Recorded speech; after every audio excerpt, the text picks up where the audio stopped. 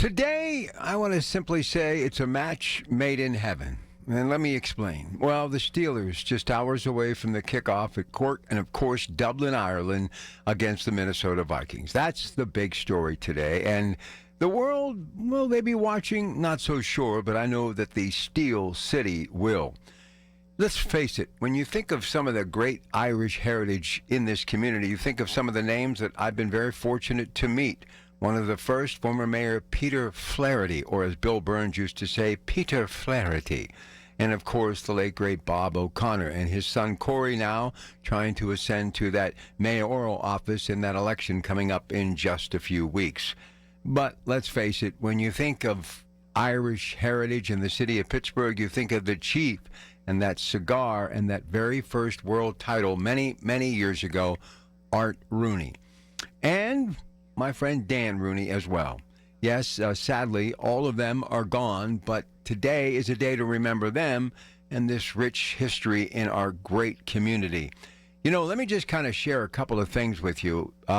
How incredibly deep the roots are when it comes to the Irish heritage and community here in Pittsburgh. The Fighting Irish of Notre Dame, who were once led by the great Knute or Knute Rockne, whenever they would come to this place that is Pittsburgh to take on Jock Sutherland and the Panthers, Knute or Knute Rockne would always joke, because the Irish heritage is so prevalent and so many people from Ireland now live in Pittsburgh, it's almost like Notre Dame is playing a home game. I am just anticipating this beyond belief, and we have been talking about it for a long time. And many people of Irish heritage who are second, third, and fourth generation who are living here are now over there. We talked about that yesterday on the Talking Travel Show. AAA made it possible for a lot of people to make the trip, and we have station members there. They have people there. I have friends and, well, relatives, I'm sure, who found their way across the Atlantic to go to the Emrich Isle. That's how big of a deal this is.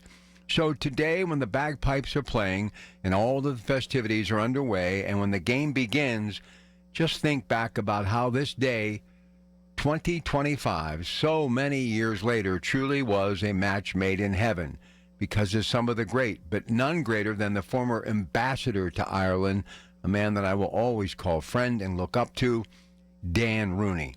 I don't think I've been this excited about a sporting event maybe since the last time that team of ours made it to the big game. But this is a big game.